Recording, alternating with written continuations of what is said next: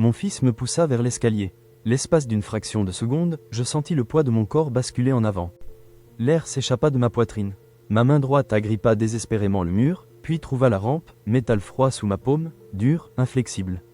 Je m'y agrippai de toutes mes forces. Adam ne se laissa pas emporter par son propre élan. Je le regardais trébucher, sa main glissant de ma manche.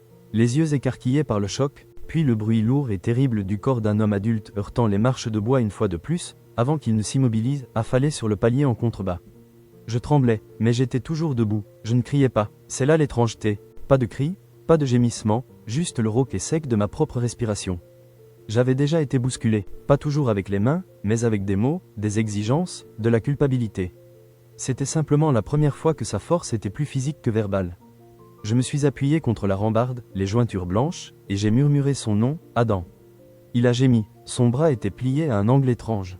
Ses jambes se tordaient maladroitement. Vivante, mais douloureuse, pas morte, pas comme je l'avais cru pendant cette fraction de seconde où tout était silencieux, si ce n'est le sang qui battait dans mes oreilles. J'ai appelé les secours, les doigts fermes. L'opératrice m'a demandé s'il respirait. J'ai dit oui. Elle m'a demandé s'il était conscient. À peine ai-je dit, elle m'a dit de rester calme jusqu'à l'arrivée des secours. Comme si le calme était quelque chose qu'on pouvait choisir, comme changer de robe. Mais j'étais calme, plus calme que je ne l'avais été depuis des années. Les lumières clignotantes ont peint mes murs en rouge et bleu. 2 ambulanciers ont soulevé Adam sur une civière, lui immobilisant la tête et le bras. L'un d'eux m'a demandé comment c'était arrivé. Il a perdu l'équilibre, ai-je dit, et ma voix ne tremblait même pas.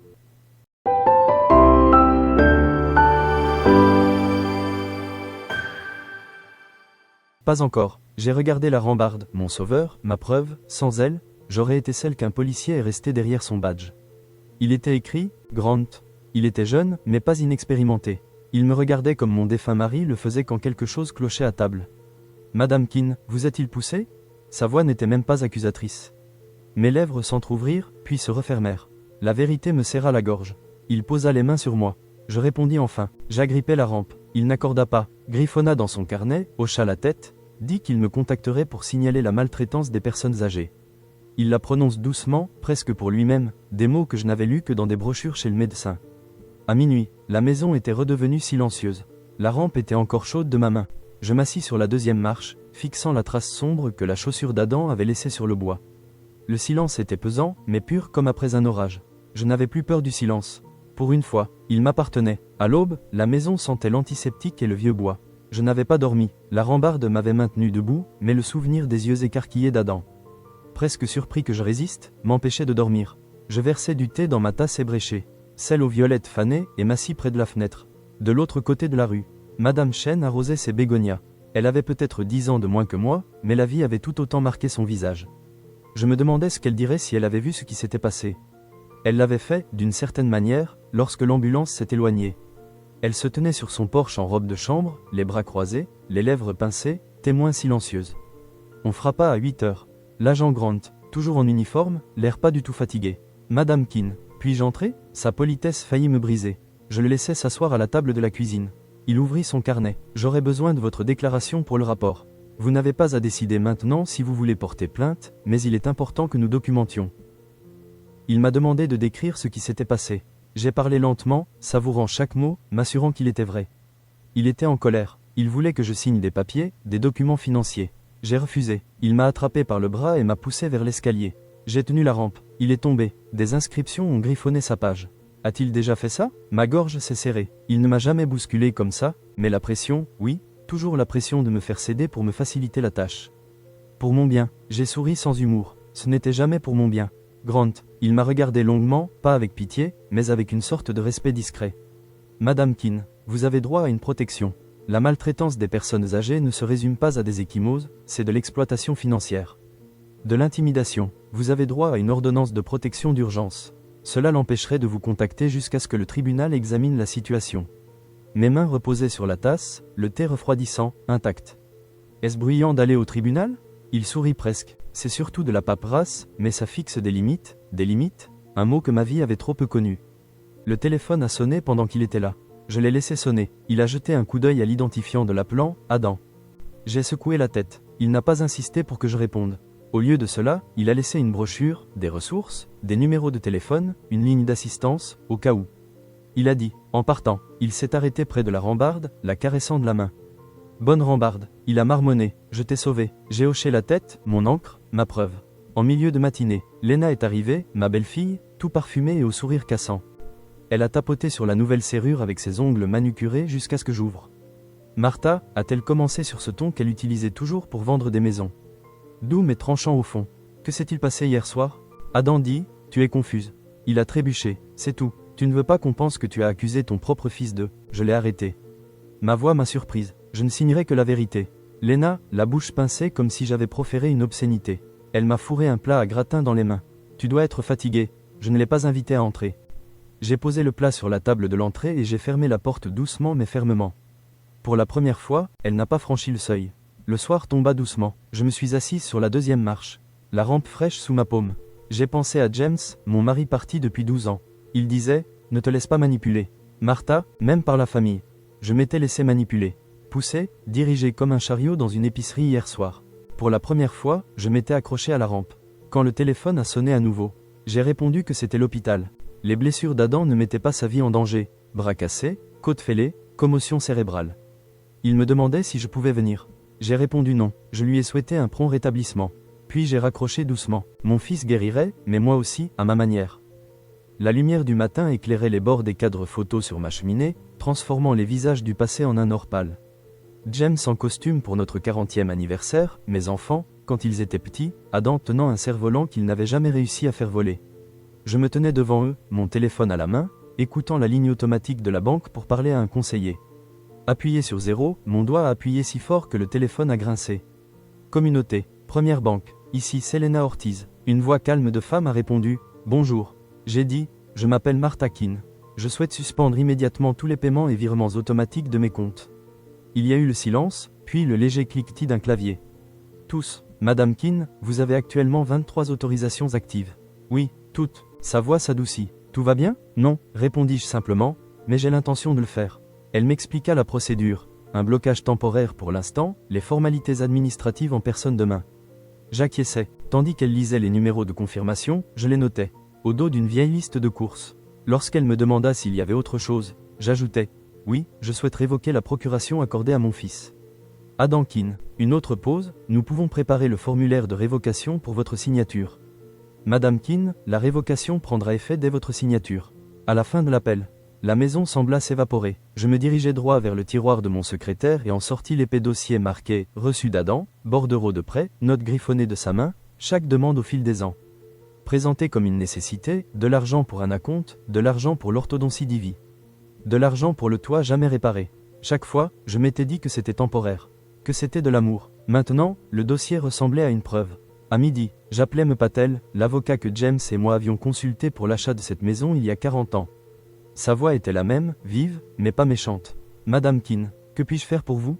Je dois révoquer une procuration et j'aimerais discuter de la protection de mes biens, de mes fiducies, de mes testaments, de tout ce qui me permet de garder mes affaires entre mes mains. J'ai compris, dit-il, venez demain, apportez une pièce d'identité, on y va étape par étape. Cette phrase, étape par étape, me fit sourire d'un air sombre. Des pas avaient failli me coûter la vie hier. Maintenant, ils allaient m'aider à la récupérer. Dans l'après-midi, j'ai remplacé la serrure de la porte d'entrée. Le serrurier, un homme joyeux avec des tatouages de rose sur l'avant-bras, ne m'a pas demandé pourquoi. Nouvelle clé, nouveau départ, a-t-il dit en me tendant le kit. J'ai verrouillé la porte 2 fois après son départ, juste pour sentir le poids du clic. Le téléphone a vibré de messages. Adam, bien sûr, certains s'excusant, d'autres en colère, d'autres suppliants. Lena aussi, tu es injuste, pense à la famille. J'ai posé le téléphone face cachée. La maison était silencieuse, à l'exception du faible bourdonnement du réfrigérateur. À 4 heures, je me suis fait du thé et j'ai porté la tasse jusqu'à l'escalier. J'ai passé ma main une fois de plus le long de la rampe, sentant chaque rainure du bois qui m'avait sauvé d'une chute. Maintenant, j'avais l'impression que c'était plus que ça.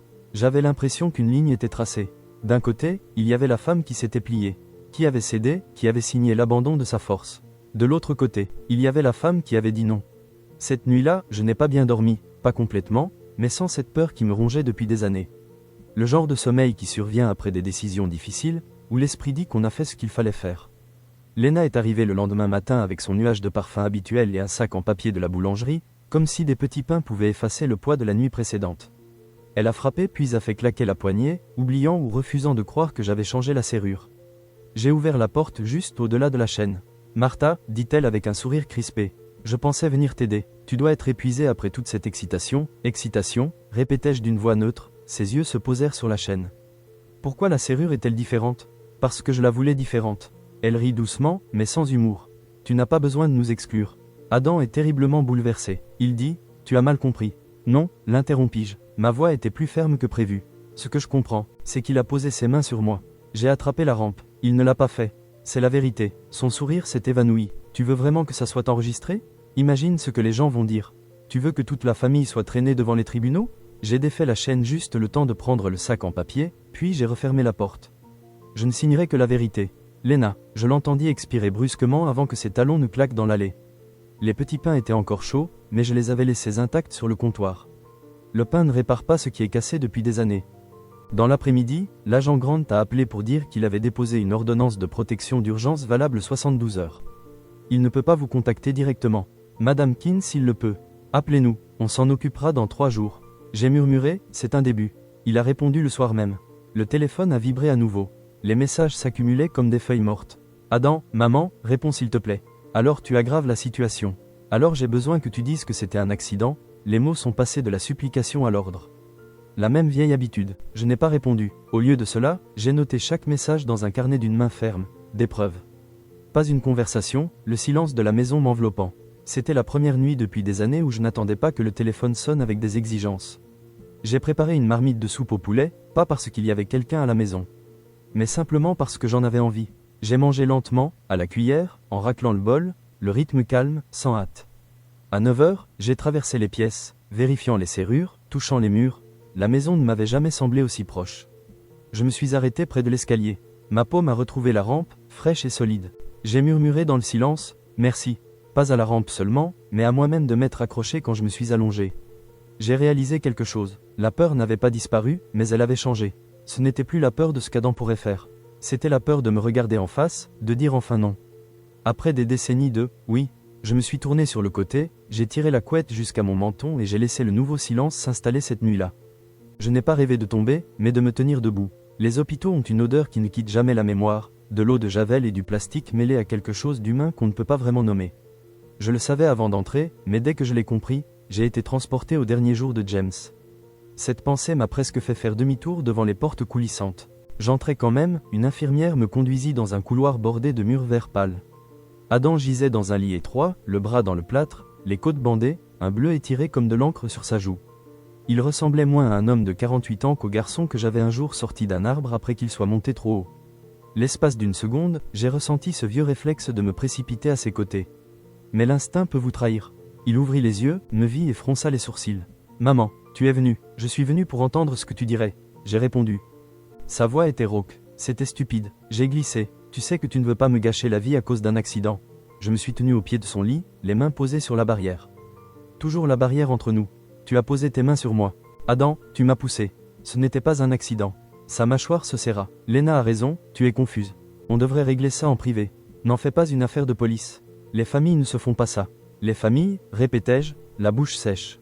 Les familles ne coincent pas leur mère avec des papiers et des menaces. Les familles ne se bousculent pas, se déplaça-t-il en grimaçant. Si tu continues comme ça, on va perdre la maison, les frais de scolarité d'Ivy, les prêts. Je ne peux pas m'en sortir sans toi. J'ai ressenti un pincement au cœur en entendant le nom de ma petite fille, mais je me suis ressaisi. Alors tu apprendras à te connaître. Toi et Lena, je ne mentirai pas pour toi. Adam, soigne tes côtes. Je soignerai ma dignité. L'espace d'un instant, il m'a regardé avec une expression proche de la peur. Puis il a tourné son visage vers le mur. Je suis parti sans le toucher. En sortant, un policier que je ne connaissais pas m'a arrêté près de l'ascenseur. Il avait recueilli la déposition préliminaire d'Adam. Madame Keane, si vous souhaitez ajouter la vôtre, l'inspecteur peut venir chez vous demain. J'ai déjà parlé à l'agent Grant, dis-je, et je reprendrai la parole. Je veux que ce soit enregistré. L'agent hocha la tête, pas surpris, peut-être avait-il vu trop de mères couvrir leur fils dehors. L'air était glacial, comme l'hiver. Je resserrai mon manteau et traversai lentement le parking. Les lumières de l'hôpital brillaient derrière moi, stériles et lumineuses devant moi. Les arbres sombres de l'avenue semblaient plus vrais, plus doux à la maison. J'ai préparé du thé et me suis assis à nouveau près de l'escalier. Cette rampe semblait m'attendre maintenant, comme si elle savait que je reviendrais sans cesse jusqu'à ce que je puisse enfin me débarrasser de son souvenir. Je posai ma paume dessus, forte, inflexible. Elle m'avait sauvé une fois. Elle me rappellerait toujours. Le voisin, Eric, qui était passé l'après-midi avec un jeu de tournevis sous le bras. Il est à la retraite maintenant, mais il y a des années, il enseignait l'électronique au collège communautaire. Quand je lui ai expliqué que j'avais besoin d'aide pour récupérer les images de la petite caméra Wi-Fi dans mon couloir, celle qu'Ivy avait insisté pour que j'achète après ma chute l'hiver dernier. Il a hoché la tête comme si je lui avais demandé d'arroser le jardin. Bien sûr, Madame Keane, ces petites choses gardent plus de choses qu'on ne le pense. Il a branché des fils, tapoté sur son ordinateur portable, murmuré. En quelques minutes, les images figées ont repris vie sur son écran, mon couloir. Mes escaliers, l'ombre de la silhouette d'Adam se tournant vers moi. Ma poitrine s'est serrée, je me suis vu serrant le dossier de documents qu'il m'avait glissé sous le nez, refusant sa main qui touchait mon épaule. La poussée, mon trébuchement, ma prise sur la rampe, sa chute. Eric a sifflé doucement. Ce qui s'est passé, c'est sûr. Il a copié le fichier sur une clé USB et me l'a tendu comme si c'était quelque chose de fragile. Garde ça précieusement, mieux encore, fais-en une autre copie. Je l'ai glissé dans la petite boîte ignifuge où reposait encore le testament de James.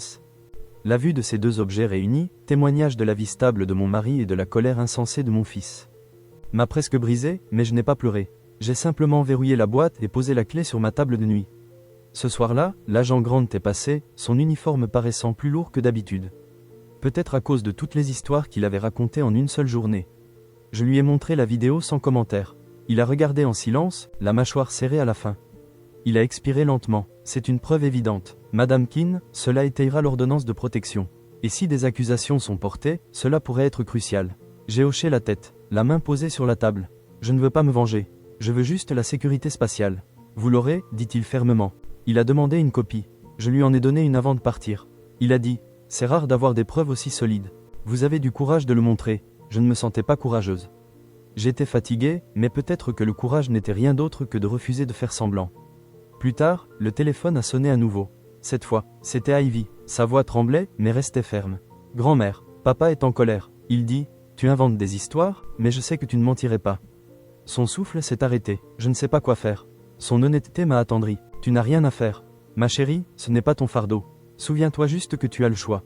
Toujours le choix. Nous sommes restés en ligne un moment, sans beaucoup parler, juste respirer. Pour la première fois depuis l'automne, je me suis senti moins seul en raccrochant. La maison était silencieuse. Je me suis servi du thé et je suis resté au pied de l'escalier, la rampe luisant faiblement à la lumière de la lampe. Preuve de la frontière du salut, j'en ai tracé la longueur du bout des doigts. Pas à pas, murmurai-je, faisant écho aux paroles de M. Patel. Chaque pas était désormais à moi, pas des atomes, pas à Lena. Le bureau de M. Patel sentait vaguement le cuir et le papier. Le genre d'endroit où les décisions persistent longtemps après que les signatures aient séché. Il se leva lorsque je suis entré dans son costume sombre, aussi impeccable que le jour où James et moi nous sommes assis pour la première fois en face de lui, il y a 40 ans, pour acheter notre maison. À l'époque, j'avais 37 ans, nerveuse, serrant la main de James sous la table. Maintenant, j'avais 77 ans, ne serrant aucune main, sauf ma propre résolution, commençons simplement. Monsieur Patel a dit en me glissant un dossier. D'abord la révocation de la procuration de votre fils. Une fois que vous aurez signé, il n'aura plus aucune autorité légale sur vos finances ou vos biens. Le stylo était lourd. J'ai signé quand même. Le grincement de l'encre était plus fort qu'il n'aurait dû l'être, comme une porte qui claquait. Ensuite, continua-t-il, nous rédigerons un nouveau testament. Tu as parlé d'une petite fille. Ivy, j'ai hoché la tête, c'est la seule qui m'appelle encore sans rien vouloir. Mais je ne veux pas l'accabler de responsabilité trop tôt. Ensuite, nous établirons une fiducie révocable entre vifs. Il m'a expliqué que ta maison, tes économies, tout est bien important, tu les placeras dans la fiducie. Tu en resteras le fiduciaire de ton vivant. À ton décès, Ivy deviendra la bénéficiaire. Cela assure la sécurité de tout, évite les frais d'homologation et te protège de toute interférence. J'ai pensé à la voix d'Adam à l'hôpital. Nous allons perdre la maison. Les frais de scolarité d'Ivy, les prêts, ces paroles ne me concernaient pas. Elles ne l'ont jamais été. Mais ça, c'était à propos de moi, de protéger ce que j'avais construit.